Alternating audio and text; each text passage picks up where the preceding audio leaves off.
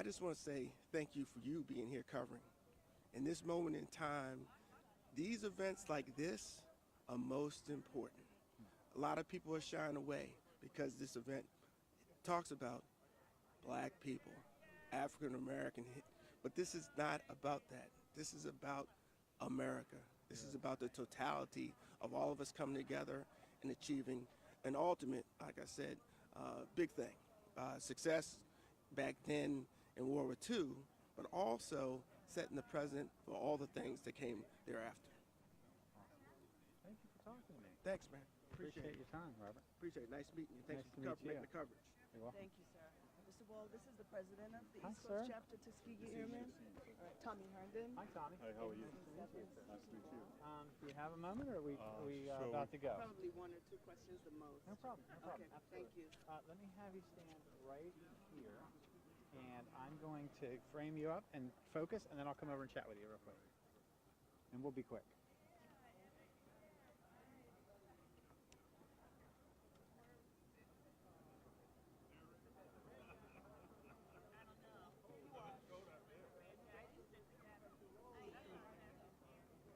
Okay, Tommy, it's just you and me talking. Can you say and spell your name and your title, please? My name is Harold Thomas Herndon Jr. I'm the president of East Coast Chapter Tuskegee Airmen. And just since I'm being quick, I want to make sure I didn't double punch that. Okay, we are rolling. So, tell me a little bit about what this means to you today. Well, it's been a long, hard travel, a long, hard road, I should say, getting this recognition for both the DMV. It's a proclamation for this day. A lot of hard work from our members, and we live, for continuing the legacy of the Tuskegee Airmen and all the issues that they had to deal with in order for me to be where I am today. I'm a retired Air Force officer myself and pilot, and I realized that I stood on the shoulders of giants, and if it wasn't for them, I wouldn't be where I am here. Proud. I am very proud. And of these guys. Yes. Yes. Is there emotion when you think about what they've done? Well, when I first came into the organization, we had the privilege of having a lot of them here. There were 10 in our chapter to begin with, and unfortunately, they're all gone these days. And it was a pleasure, it was an honor to be with them, to work with them, to drive them around, to listen to their jokes and stories and stuff like that. And it's different. Our organization has changed with them not being around, so we have to figure out what our legacy is going to be moving forward without the actual Tuskegee Airmen being here to guide us and stuff. So. But because of their leadership, there are men stepping up. Yes, and, men and women stepping up. Okay. So. Those are my questions. Anything you feel like I left out or you want to No, that's all right. I'm not a very good public speaker, so I appreciate your time, man. Thank you so much.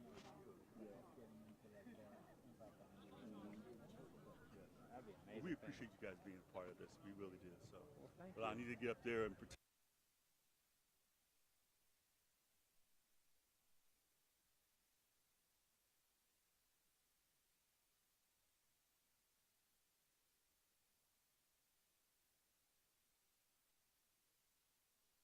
Hot mic. Woo.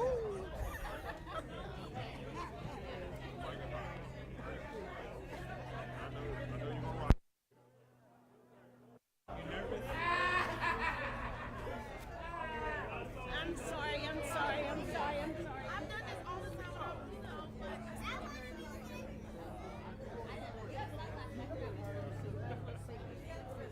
She's gonna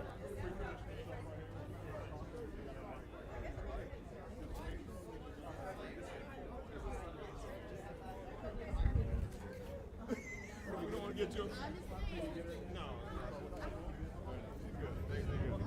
I'll call you up.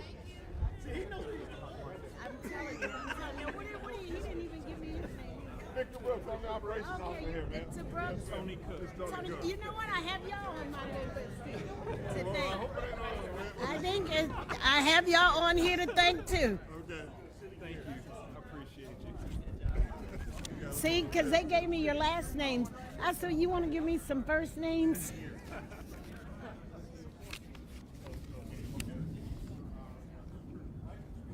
You good? Yeah, I'm good.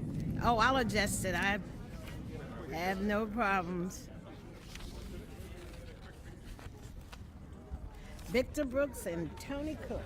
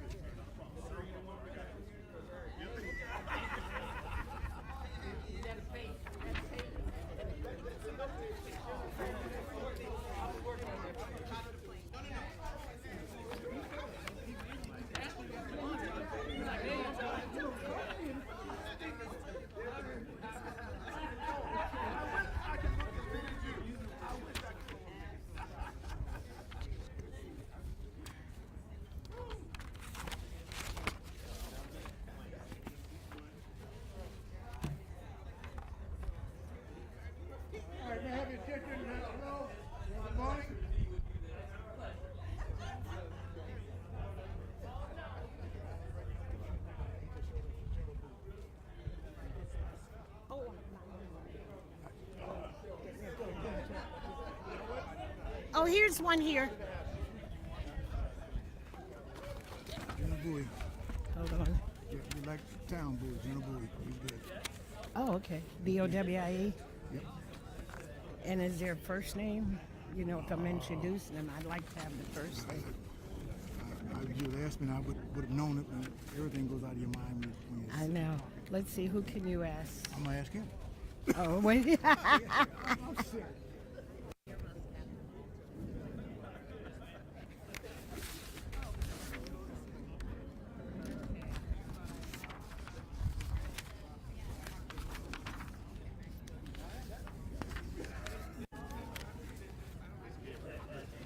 General Robert Bowie. Okay, let's see. Let me find out where they have the someone like to record here. Here. Is this guy here? Mel Graves? No. Okay. General. All right. Then I'll pass. You president. said Robert? Yeah. Really? Okay. Past President Jerome Hodge Past President and past President Gabe Jerome Hodge Hodge. and past President Gabe Christensen. Well, Gabe is doing something, so I can Okay, say so you- past yeah, you- president okay, down good, here. good. Okay, that is. Oh, no, that's what I see right now. That's what's here. Okay. Okay. Morning, we're about a half a minute late. Not in our character, but we're blaming on the weather. 10 minutes. So now we're all here. The weather's nice. Ordered special weather for you. Last year was awesome. But today is going to be better because you're here. And I ask you to just take your seats, please, and I'll return it over to our. To me. Got it? Thank you. Well, actually, it's over to, it's not me first. It's the first person to come in and introduce me is Tommy? Tommy. Yeah, Tommy. Where's Tommy? Tommy. Oh, Tommy. Yes, You're sir. up first. You the first on slate. You're up first. Not you're first, not me. Okay. You're first on slate. Okay. Here, I'll take this. All right. We all good? Yes, sir. Okay. Here, I can take this out of your way. These your gloves now? Yes, just you can Leave just them here? leave them there. Yeah.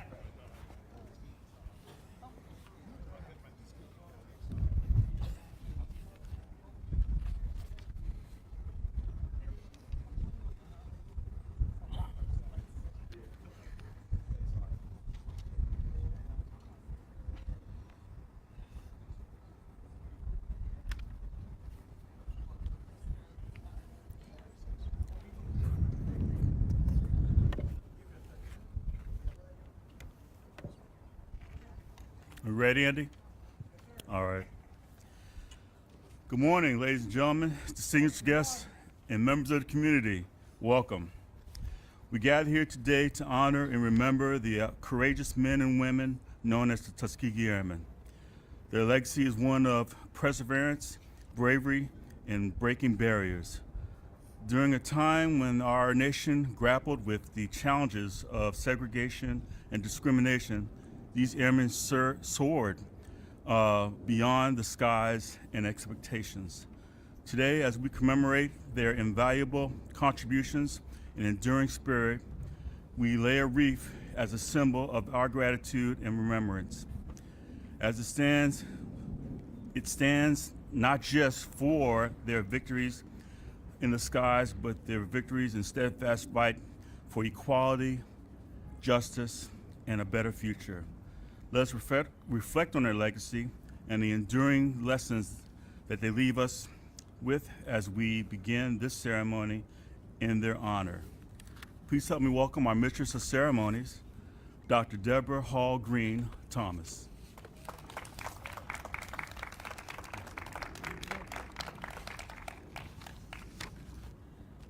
Good morning. I think it's still morning. Although you know the military, they have you here so early in the morning. You never know the real time of a program, okay? Because you have to be here. But I do have my red jacket on. I just want y'all to know that. But of course, we know this weather, so I ask for a little forgiveness here that I keep my coat on.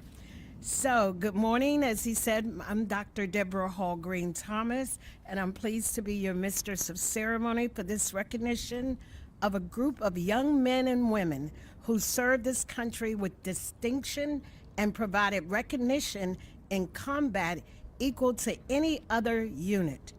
This recognition led to the desegregation of the military. Ladies and gentlemen, welcome to the 84th anniversary wreath-laying ceremony commemorating the Tuskegee Airmen service to our country. Now that deserves an applause. And if you see these papers flying away, don't worry about it, because I am an ad-libber. I will get through this. Yes. All right. I was humbled to be asked to be the Mistress of Ceremony, having served as the Tuskegee Airmen's National Protocol Officer over 25 years. I've traveled with the original airmen. I've had the privilege to listening to their many stories in their own words, and I was humbled to play an integral role and escort the original Tuskegee Airmen into our nation's rotunda to receive their Congressional Gold Medal. Today, I ask that you join us in keeping the Tuskegee Airmen legacy alive. Ladies and gentlemen, please stand for the posting of colors by the Howard University Air Force Reserve Officer Training Corps Color Guard and the singing of the national anthem by Miss Jasmine M. Hayes, and remain standing for the invocation by our chaplain, Taylor Walton.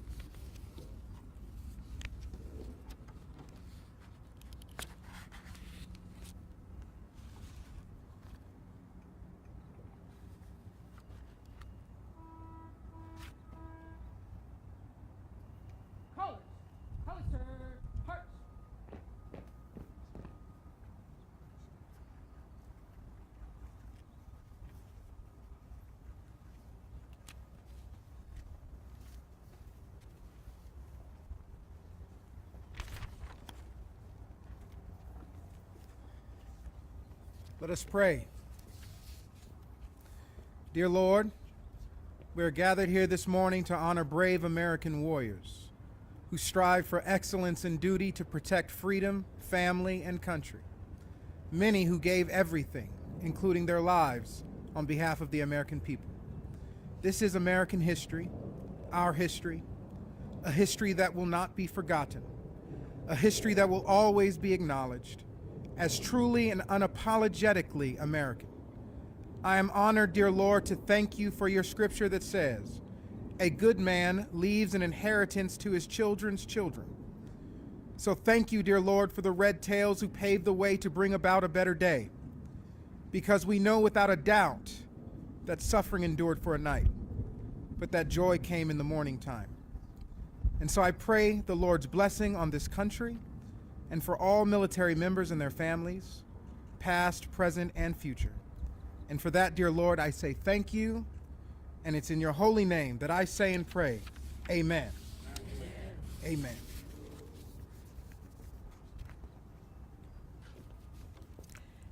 You may be seated.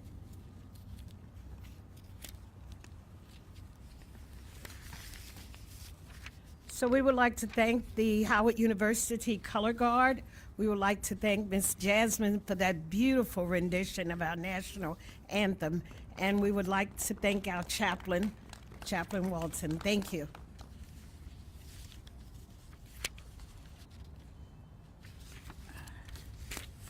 So while we're here to recognize the 16,000 plus Tuskegee Airmen who served the country with distinction in World War II, at this time we'd like to recognize our distinguished guests in attendance. First, we thank the attendance of General Robert Bowie. Thank you for attending, sir. And we'd also like to recognize and acknowledge our past president, Jerome Hodge. And you will hear a little bit more in just a few minutes from another past president, the immediate past president, Mr. Gabriel Christian.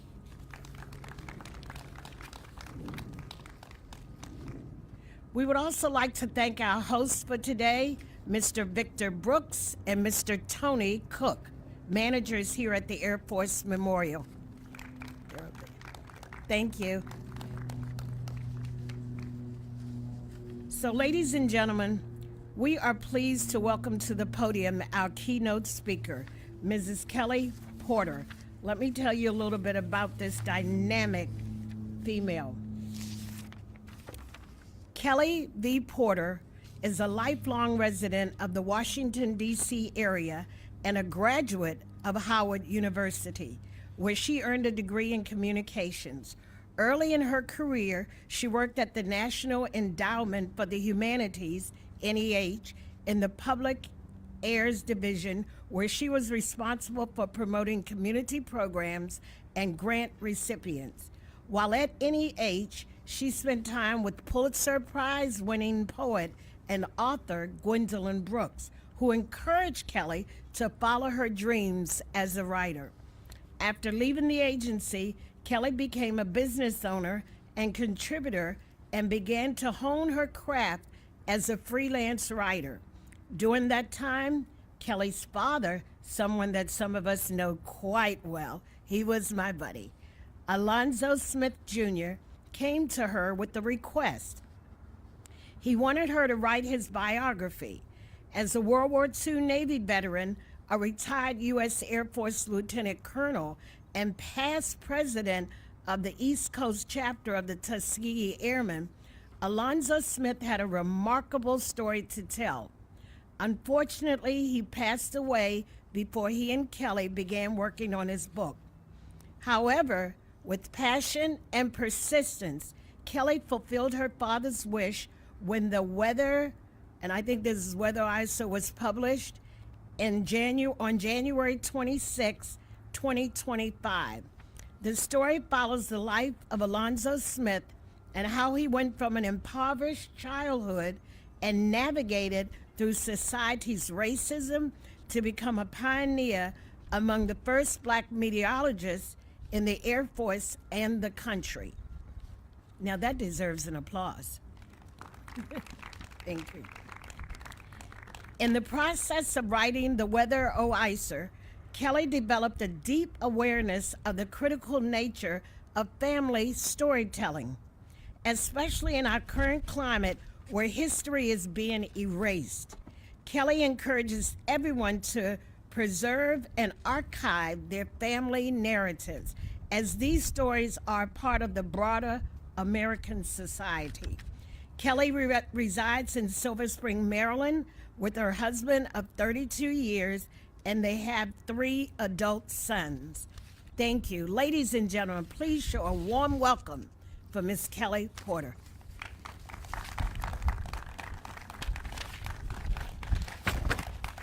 Thank you so much. Oh, you're so welcome.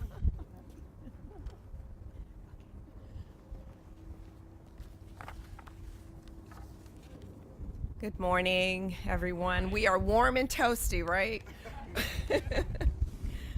Thank you so much for the introduction. Thank you just for inviting me to be here this morning at the annual Tuskegee Airmen Commemoration Day. Special thanks to Diane Moore for reaching out to me personally, and thanks to Paula Page she's been wonderful in including me in all of the event promotion. So thank you for that. So I am so honored to have the opportunity to address such an esteemed gathering of men and women who belong to an organization that was so near and dear to my father, Lieutenant Colonel Alonzo Smith, Jr. I have to admit, at first, I panicked when I was asked to do this. What could I possibly say to a group of such an illustrious group of people who've seen and heard it all? How could I literally step into the shoes of my father, who, as the former president of the East Coast chapter Tuskegee Airmen Incorporated and many other organizations during his lifetime, never met a microphone he didn't like? But when I calmed down, I knew my father would want me to be here because he had such an affinity for the members of this organization and its mission. So in pondering over what to say, I felt it was important to talk about my father's relationship to the Tuskegee Airmen and how these men made an indelible mark on his life. However, I'll start by going a little back before World War II. As a child growing up in 1930s Harlem, my father was fascinated by 2 things: clouds and military uniforms. Now, I can't figure that out, but somehow it made sense in his mind, and he made that connection. So at one point, he joined a group called the Excelsior Cadets of America, and they were a community outreach group in his Harlem neighborhood, and they mentored young black boys in the neighborhood. It was similar to the Boy Scouts, but they wore military uniforms, so he really liked that. So as a member of the cadets, my dad had the opportunity to visit the 369th Infantry Regiment Armory located in their Harlem neighborhood, and it was named after the Harlem Hellfighters who served in World War I. During one of those visits, my father witnessed a passing review where several of the black servicemen were being honored for 20 years of service in the Army, and that made quite an impression on him. I don't know for sure, but I suspect that these men were among the original Harlem Hellfighters. At the age of 18, my father was drafted into the Navy during World War II. And I might add that as someone who was very particular about being in uniform, what scared him more than going overseas and fighting in battle was facing his friends wearing Navy bell-bottoms. No offense to my Navy brothers and sisters, don't come for me, please. Dad went on to serve in the Navy as a diesel engineer on the USS Norman Scott in the Pacific Theater, and he took part in the Battle of Okinawa. Eventually, he was commissioned as an officer in the Air Force, and he retired in 1970. Afterwards, he worked for 2 decades at the National Oceanic Atmospheric Administration, otherwise known as NOAA. Now, as many of you know, and as I previously mentioned, my father served as president for East Coast Chapter Tuskegee Airmen Incorporated, and I believe his service years were 1995 to 1997. And I remember how proud he was to don his red jacket and attend events. And I still have many photographs of him in his red jacket and my mother in her long formal attire as they headed out to one of the events, something they both truly enjoyed doing together. My father also developed a close relationship with General Benjamin O. Davis Jr., and he was always very enthusiastic about accompanying the general to many of the organization's activities. And what's funny is, Dad would drive the general around a lot. Like, he would pick him up and take him to places, Tuskegee Airmen related or not. And my sisters and I would joke with him and say that he was General Davis's flunky, and he was just being his personal driver. And my dad would just laugh along with us because he didn't mind. He was just so honored to spend time with the general. Being much younger, my much younger self at that time, I was not very interested in my dad's career history, and I just assumed that his connection with the Tuskegee Airmen was new, you know, a novelty, and that joining the organization was just another thing for him to do when he wasn't playing golf, like a hobby to keep him busy after he retired from NOAA. Boy, was I wrong. I didn't realize how wrong I was until after he passed away and I started doing the research for the book. Quite by chance, I discovered a DVD presentation entitled The 50th Anniversary of the Tuskegee Airmen, and it was available through the Smithsonian Institution's archives. The index revealed that Lieutenant Colonel Alonzo Smith Jr. had been among the speakers at this event, which was held in Portsmouth, Virginia in October of 1992. Well, I didn't waste any time. I ordered the DVD, and when it arrived, I immediately popped it into the disc player. This was 15 years ago, so we were still using disc players. And I realized I was watching an incredible piece of history. Several of the original airmen were in attendance, including General Benjamin O. Davis Jr.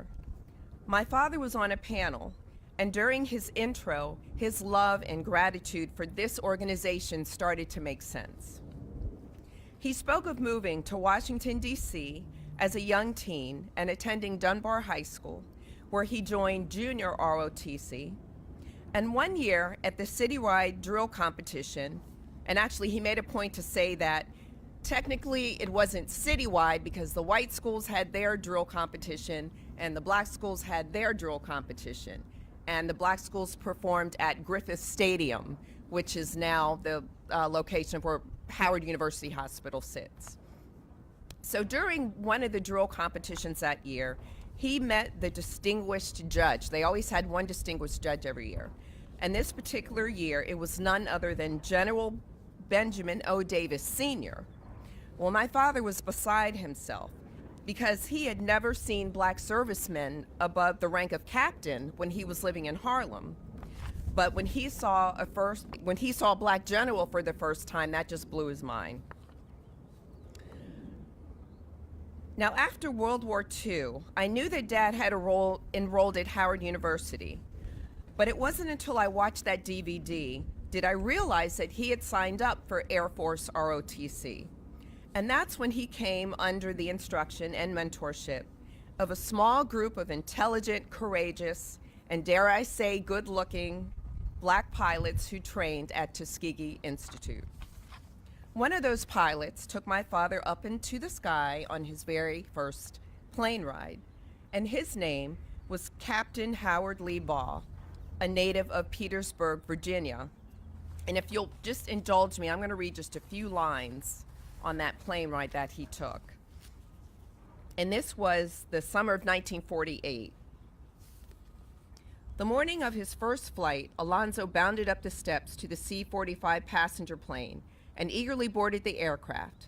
his Air Force ROTC instructor, Captain Howard Lee Baugh, a former Tuskegee pilot, took his seat in the cockpit. A recipient of the Distinguished Flying Cross, Captain Baugh served in the 99th Pursuit Squadron during World War II, flying P-40 Warhawk and P-51 Mustang fighter jets in 135 missions over Italy. Captain Baugh steered the small passenger plane as it accelerated down the runway. They left the ground, and Alonzo felt a surge of adrenaline as he sank back into his seat. I'm just going to move down further here. During the flight, Captain Baugh casually pointed to the clouds floating around them and hovering in the distance. He explained that all clouds signaled different weather conditions that could impact a pilot's decisions and flight paths. Alonzo's eyes widened and something stirred within his soul. The captain's words had reignited his long fascination with clouds. So it was Captain Baugh who kind of got this spark going again of my father's interest in weather. But it was also another Tuskegee pilot,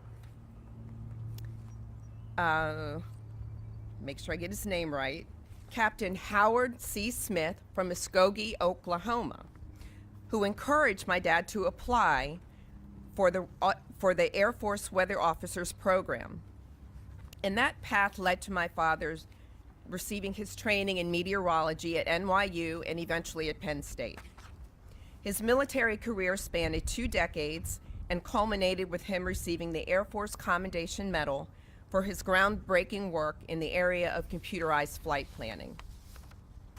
I learned that throughout my dad's career, he cared deeply about bringing honor to the Tuskegee Airmen, whose dedication, courage, and heroism inspired him to create his own legacy in the U.S. Air Force. He described himself as being a torchbearer, standing on the shoulders of those who came before. And I believe he wasn't only referring to the pilots. He was also standing on the shoulders of the 14 original Tuskegee weathermen, whose detachment became operational in March 1942 and included gentlemen such as Wallace P. Reed, who is the first black meteorologist in the U.S. military, as well as the U.S. Weather Bureau, which is the predecessor to the National Weather Service. Charles E. Anderson, who is the first black American to receive a PhD in meteorology when he earned his degree from MIT in 1960. And Archie Williams, who prior to his military service defied Hitler by winning a gold medal in track and field at the 1936 Berlin Olympics as he competed alongside his teammate, the legendary Jesse Owens. This is the reason why my father was so passionate about the work of the East Coast chapter Tuskegee Airmen Incorporated. It was not something he took lightly, and as a self-proclaimed torchbearer, it was his utmost desire to pass that torch to those who would come after. Future black meteorologists, pilots, and military officers. And I know that's also the goal for all of you. Therefore, we must stand together and resist any modern-day attempt to erase our community's contributions to American history. This current administration has demonstrated that they are willing to wipe away the achievements of the Tuskegee Airmen and other prominent black military service members. Well, they can try to scrub the website at Arlington Cemetery and remove any mention of our military heroes from the Defense Department's webpage. But as they've already learned, their plans for erasure will fail every time because the outcry will be swift and strong. Here's the thing.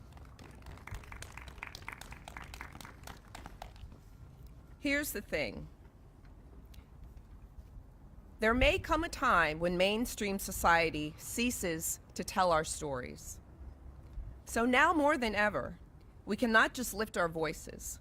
We must recruit new voices. We cannot just use the same platforms. We must create new ones. If I can impart one thing from my father's life, it is that he understood the survival of any legacy or organization relies on innovation with an eye on the next generation. So yes, let's continue to teach and let's inspire, but let's also prepare and empower the young people to take the baton from us and become ambassadors so that the story of the Tuskegee Airmen will never become lost in the shadows of history. So in closing, I want to thank you again for allowing me to say a few things about Lieutenant Colonel Alonzo Smith Jr.,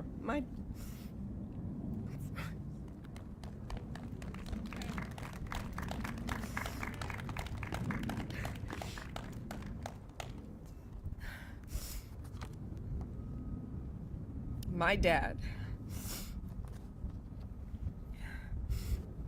I'm sorry.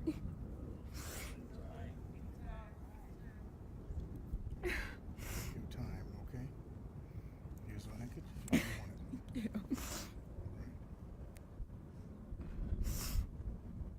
This is your time. You're doing what you said. Thank you.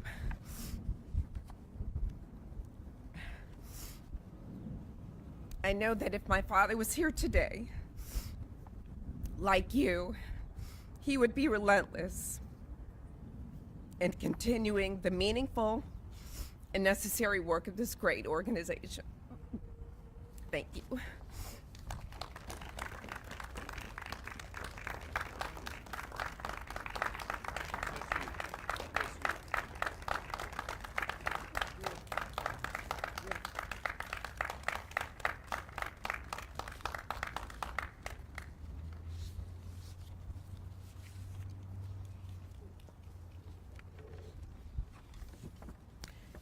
Thank you, Mrs. Porter, for those inspiring words. I had the privilege of knowing your dad, and he was a true gentleman. I think it's very important, just to piggyback on her last statement, it's very important that we, the Tuskegee Airmen, the East Coast chapter, all the chapters, as I autograph the last line on all of my autographs in my book, I say the same thing. Let's keep the legacy alive. It is up to us to keep the legacy alive. And now we will have a special selection again by the wonderful Miss Jasmine Hayes.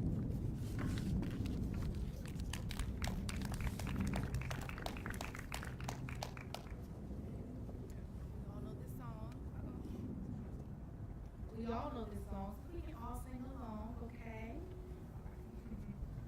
Lift every voice and sing till earth and heaven Stand up, rest on your feet. ring with the harmony of liberty. Let our rejoicing rise high as the listening skies. Let it resound loud as the rolling sea.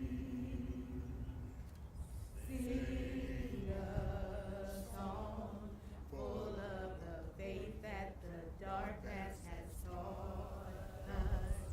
Sing a song full of the hope that the present has brought us. Facing the rising sun of a new day begun. Let us march on to victory in one.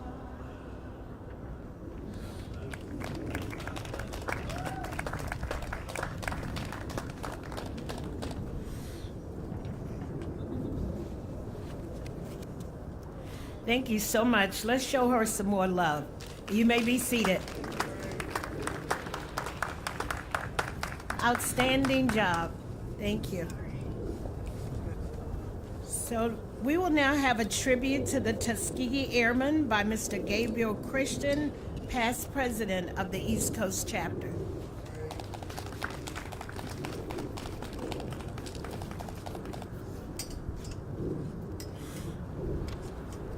Good morning, everyone. Let's give a round of applause for Madame of Ceremonies. Folks, it's a high honor and privilege for us this morning to listen to our beloved sister Kelly Porter speak about her father,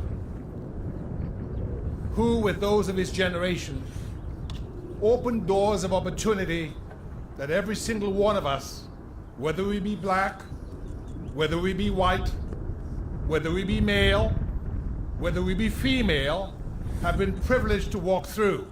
Let us hear it for that great generation, ladies and gentlemen.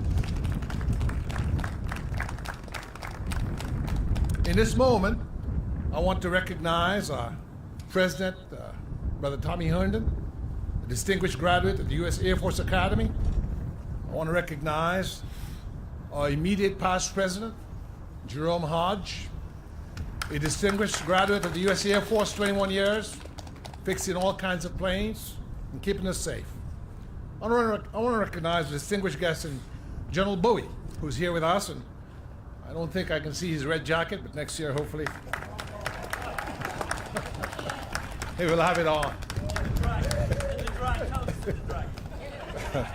I want to thank Chaplain Walton for gracing us with a prayer.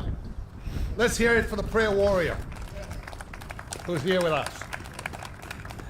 I cannot but forget that before the ceremony started off, we had with us those that Sister Kelly Porter spoke of, the young ones from Howard, the esteemed Howard University Reserve Officer Training Corps, U.S. Air Force, ROTC. Let's hear it for our honor guard.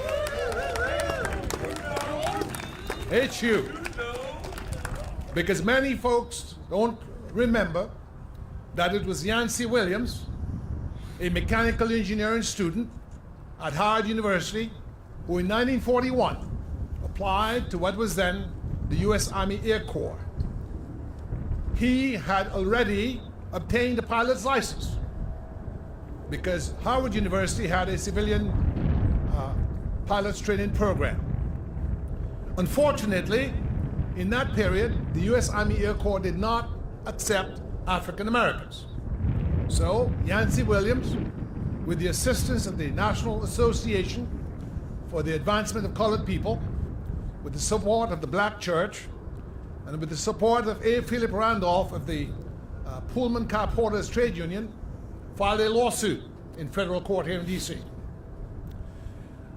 The good fortune that our country had was we had a woman of superior intelligence, of grace and kindness, in the name of Eleanor Roosevelt, the wife of Franklin Delano Roosevelt, who, using her relationship capital with her husband, that most women have, was able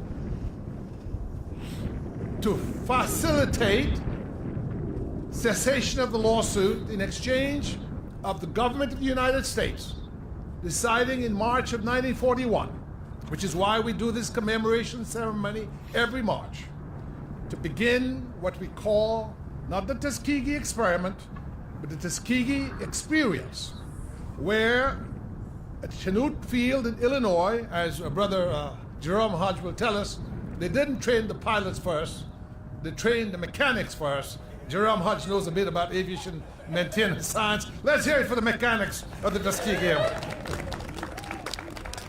Because before you take flight, you've got to make sure that everything is checked out, everything is right. And so, Yancey Williams became an officer in the Tuskegee Airmen. Unfortunately, he passed away, I believe his F-100 crashed in 1954. But what we see in understanding that history that Sister Kelly Porter urges us to institutionalize, to record for posterity, what we see, ladies and gentlemen, is the importance of a collective memory. A nation is not a nation unless we can consolidate the respect for every single strand of that nation. We have to remember Colonel Robert Gould Shaw of the 54th Massachusetts. Let's remember the 54th Massachusetts, brothers and sisters. We have to remember the U.S. colored troops. Yes, we have to remember President Abe Lincoln, who said at Gettysburg that we here resolve that government of the people, for the people, by the people, shall never perish from this earth. Let's hear it for President Lincoln, brothers and sisters. There's a straight line in history between the work of President Lincoln, the U.S. colored troops, the 54th Massachusetts, the Buffalo Soldiers, the Harlem Hellfighters that your father would have seen in Harlem, and the Tuskegee Airmen in the democracy we have today. Every single American citizen, whether they be black or white, benefits from the democracy we have today. Every American citizen, whether they be black, white, Hispanic, or Asian, benefits from rule of law. Rule of law means that we respect that in our society, we all have rights. We all have human rights. We all ought to be respected. And that the Navajo code talkers, the Native Americans, also the original people, let's hear it for them, brothers and sisters. So we here highly resolve to embrace the spirit of our nation. The spirit of America is the spirit of liberty. The spirit of America is the spirit of inclusivity. The spirit of America is not one nation black or one nation white, one nation Hispanic, one nation Asian. It's one America. Let's hear it for one America, brothers and sisters. I believe that we have a rendezvous with destiny. And it begins with each and every one of us meeting our brothers and sisters in neighborhoods, at the workplace, at the job site, and reaching out to them and understanding our collective history. And that collective history is not one born of enmity, of grievance, and animosity and hate. No, it's one born of grace, one born of service, one born of duty, one born of patriotism, and one born of the idea that there shall be one America, united and resolved to preserve democracy at all costs. Let's hear it for the Tuskegee Airmen, ladies and gentlemen. As I close today and thank all our members, some of whom are heritage members whose parents were Tuskegee Airmen, and you know who you are, and we love you and we're proud of you, and those who are not heritage members, and those who are visitors. We want you to understand that the Tuskegee Airmen is open to every single strand of God's children. We do not discriminate. We do not exclude. We appreciate the fact that the highest honor today in the National Association that represents us, that's the Tuskegee Airmen Association, the highest honor that can be paid is paid in the name of Colonel Noel Parrish. Colonel Noel Parrish was from Kentucky. He was a white Kentucky U.S. Army cavalry officer who became a commander of the Tuskegee Airmen and who exemplified in his character the best of humanity. He was kind, he was gracious, he was brave, and without Colonel Parrish, the Tuskegee Airmen would not have succeeded back there in Alabama. Let's hear it for Colonel Noel Parrish, ladies and gentlemen. So the Tuskegee Airmen were majority African American, but they were not all African American, because they were white American officers who took their time with grace, kindness, and superior intelligence to work alongside those men and to train them in aviation science. And had they not done that, then the Tuskegee Airmen experience would not have been successful. And so all that we do, in everything that we do, let us understand that our struggle, our mission, our motive has always been one of unity of purpose, of multiracial democracy, of bringing all our people together for beneficial, blessed endeavor. God bless the Tuskegee Airmen. God bless the East Coast chapter of Tuskegee Airmen. God bless Sister Porter. God bless the United States of America. Thank you very much.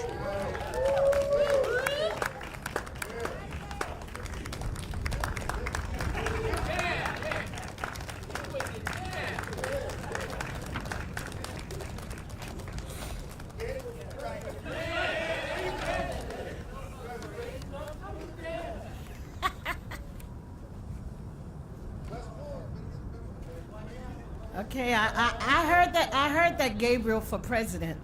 I heard that. I heard that. All right, I think you stepped down a little bit too soon, but I'm gonna pick up where you left off and talk about the wreath laying. So, ladies and gentlemen, the sequence you are about to witness is an Air Force wreath laying ceremony. The wreath will be placed by the East Coast Chapter, TAI, and the Howard University Honor Guard in keeping with the conduct of this ceremony.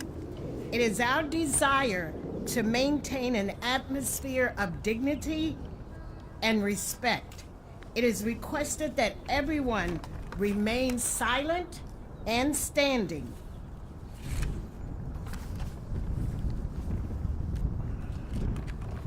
And I think this was somebody else's part, but I will take it over. So if I can have, if I can have the color guard, and if we can have, thank you. And we have Mrs. Porter that will be joined by our illustrious president of the East Coast Chapter for the wreath laying.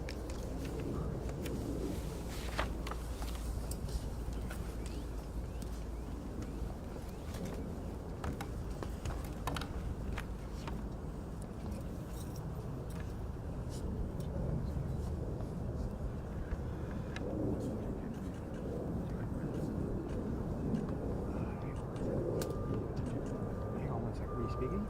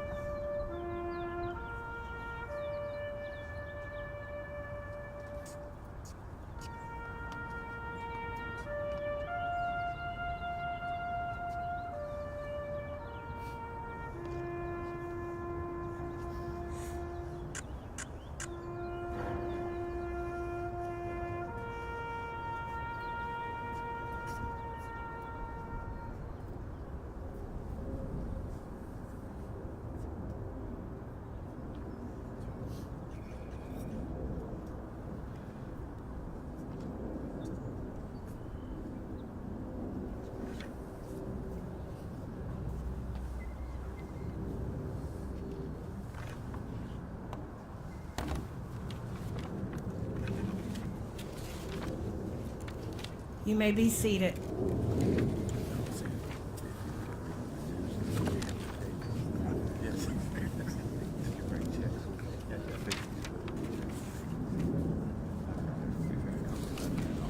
And now for our closing remarks, I have this good-looking gentleman next to me, our East Coast Chapter President, Mr. Tommy Herndon.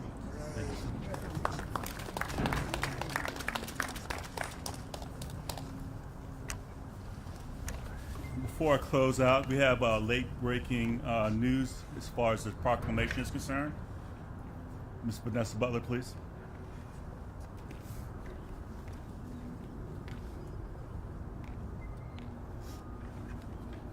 Good morning, ladies and gentlemen, and distinguished guests. As you all may know, we have continued on a journey in pursuit of a national proclamation in recognition of Tuskegee Airmen Commemoration Day, to be recognized on the fourth Thursday of March annually.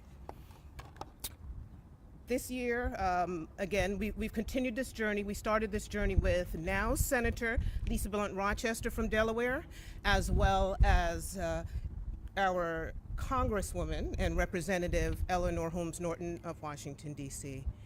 I am pleased to announce that as we continue our journey forward with this, that I've just received notification that Congresswoman Eleanor Holmes Norton will be submitting on the floor, the House floor today, a resolution I will read an excerpt from that. It reads, "Resolution expressing support for the designation of March 27, 2025 as Tuskegee Airmen Commemoration Day and calling on each state, the District of Columbia, and every territory to recognize Tuskegee Airmen for their heroism, valor, and exemplary service to the nation."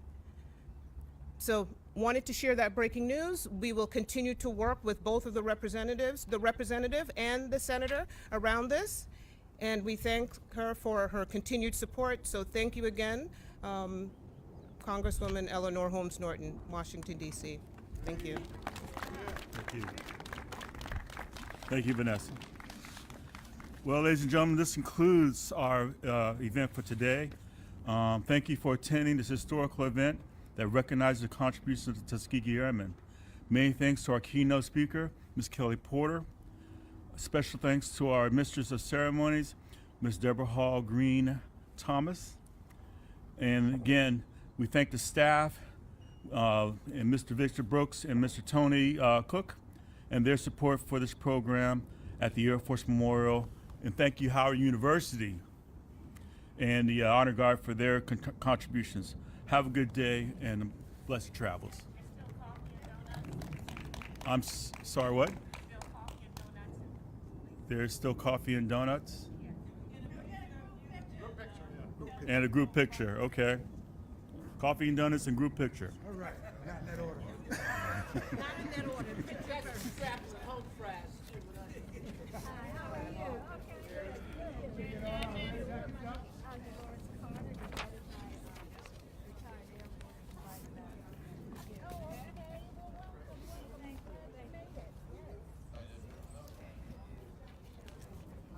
Where are we going to take this picture? I have to take off my coat for that, huh?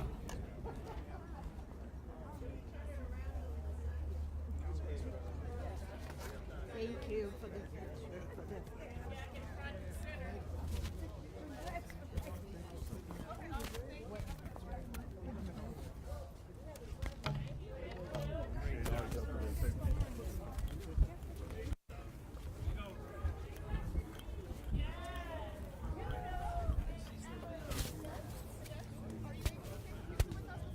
Kelly, do you want to get in the pictures first, and then I'll talk to you? Sure. Look, it's my first year here, so I'm just going wherever they're trying to get me to go. Yeah, I mean, I can wait, is all I'm saying. So yeah, Okay. whatever you feel is best. All right, that would be great. I don't know if they want me She in can the get in the picture or pictures if you not. want. She's gonna get the, okay, you wait, thank you so yeah, much. no problem. And All I'll right. set up over here just so we have the sun helping us.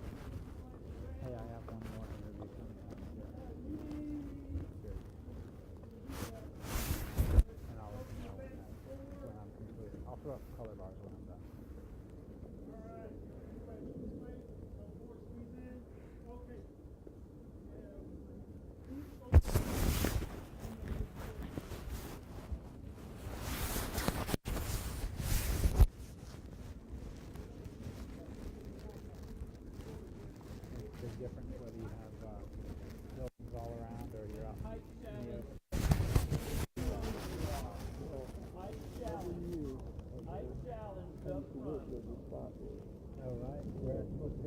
Navy Annex. There was a building from long ago, it was a warehouse. That's been an office building to house the Marine Corps and to house the Navy. So the Commandant of the Marine Corps was on the far side of the hill here, close to the hall. And then they had the Chief of Naval Personnel on this end here. So I worked for the Navy. And roughly this was like 180. This view that we're looking at now, I could sit in my window, look out the National Airport City. Yeah. Before 9/11, that was my view right there. Was that a long building? Yeah, like a long, yeah, right, it was ran along this parking lot?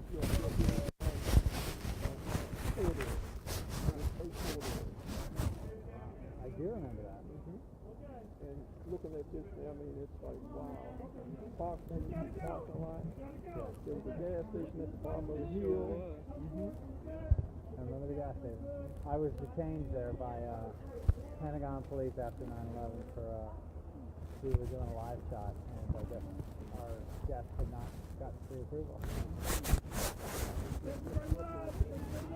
For so many years, I thought I was going to be popular, but so this project talked about many years, but it never happened. And then they went to Millington, Tennessee, this rock and that's when this project started into fruition. So for many years, they were talking about. Did you get everybody? Now, it's been raised. Got it. So when I come through here, man, I like to shake my head and look and memories flash by. Yeah. I think the cemetery is coming closer over here. The cemetery is going to be a part of this. Right. Is that what they're doing here? Yeah, right. Because they don't have room. They're running out of space over here. Wow. So That's back in the 80s, back in the 80s they were talking about it. So they built a building down in Louisiana called Airmen. Enlisted personnel center down there. And they were thinking to ship everybody from here down there, but they ended up standing up something else down there. We stayed here. All right, so cool. Let's go. Is this a lapel? This is the fur is just part of your lapel, right? This, yeah. Oh, awesome. Okay. Yep. Oh, that's good. Actually, let's do that. And then can you just to hide it for me? I'll really only be head and shoulders, but can you just drop it down? Let me make sure you're on. And our batteries are still good. They are. Okay, let me put this down for a minute. Whoop. Put it in my inside That's great. pocket. Yep. Yeah. Awesome. All right, now I'll bring it over here. We're going to put the cemetery behind you. Okay. The Air Force flag. All right. When I first came back, driving around in the street.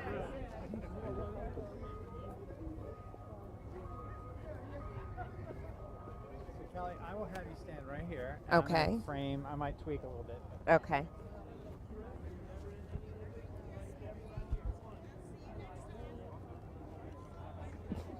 Paula said to hold my book. Okay,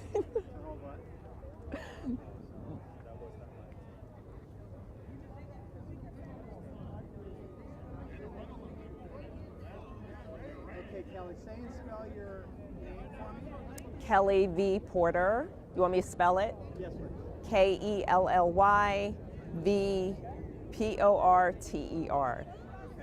And then it's just you and me talking. Okay. I'll try to be loud because I know I'm Okay. it makes the picture look nicer with a little more distance. But, so, your dad would be very proud of you today. Oh, thank you. Thank you. Tell me a little bit about how special this is to be here. Oh my goodness. I literally am standing in the boots of my father. He was a past president of East Coast Chapter Tuskegee Airmen from 1995 to 1997. He was a pioneering meteorologist in the U.S. Air Force. And in 1970, he was awarded the Air Force Commendation Medal for his pioneering work on computerized flight planning. So he asked me to write his book in 1999.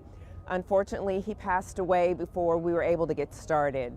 So it took A lot of years on and off, a lot of research, but my book was published this past January, The Weather Officer.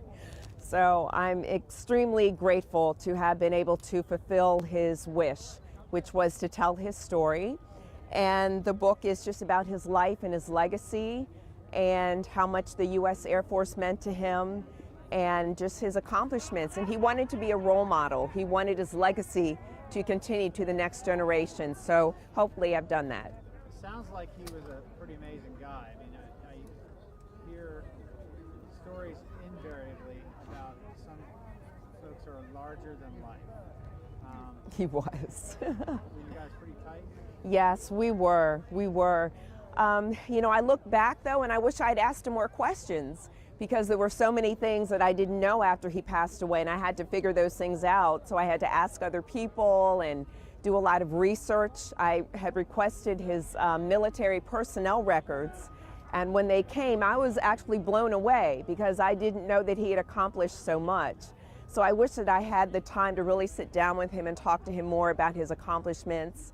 And that's why I'm urging everyone to do that now. We need to sit down with our grandparents and our parents and just start asking them questions and archiving those narratives, because those, you know, our personal stories are a part of the broader context of American history, and they should include, you know, that story should include all of our history. So I really think it's important to just be intentional about continuing our family legacies. Being intentional, do you suppose that maybe your dad asked you to help him write the book, that you guys might have some pretty sweet time? Oh, yeah. Yeah, I think if my dad helped me write the book, it would be a completely different book, completely different.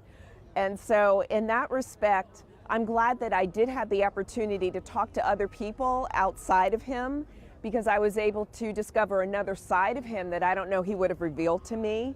And just other wonderful stories. You know, I was able to talk to his brother and my mom and other people who knew him. So I really was able to get a more well-rounded picture of him, and I don't know that he would have told me all of those stories. So it worked out the way it was supposed to. You mentioned in there that you really liked this group a lot. Would you say loved this group? How would you describe his affection for the Tuskegee Airmen? Yeah. And this. Oh, wow. Well, he was just delighted to be a part of this organization, and to, you know, he was really big on telling stories and making sure people understood the history of the accomplishments of Black Americans. So this gave him the opportunity to do that. It gave him the opportunity to get to know Benjamin O. Davis Jr., who was one of his heroes. So I can only imagine, like, you grow up with somebody who's your hero, and then you get older and your hero is your friend, and that's how it was with him. They were very close towards the end of their lives. So I would imagine that was quite remarkable for him. Well, those are my questions. Anything you feel like I left out or you'd like to add? No, I think I touched everything. You know, it's emotional for me because I know how important this organization was to my father, and honestly, this is the first time, like, through the publishing, everything, that I really just kind of lost it. But I feel his presence, and I know he's here, and I think he's proud of what I've done. So, yeah. Thank you for talking to me. It was Thank so nice you. to meet Thank you so much. Yeah, you're welcome. Thank you so much. So I will take your mic. Okay. From you, and then you. I just appreciate your time. I appreciate you taking the time to get to know a little bit more about my dad. Yeah, well, it sounds like your dad was amazing. Oh, thank you so much. Fighter pilots. So. Oh, thank you. Yeah, oh, wow. and they knew my uncle, Lieutenant Colonel Jerome, John Ellis Edwards, Thank you. and Howard Ball were best friends. Oh, I have a picture of them together. Oh my goodness. Yes. Thank you so you. much. You're welcome. We'll Do you hear have you everything tonight. you need, or you need any more? Okay.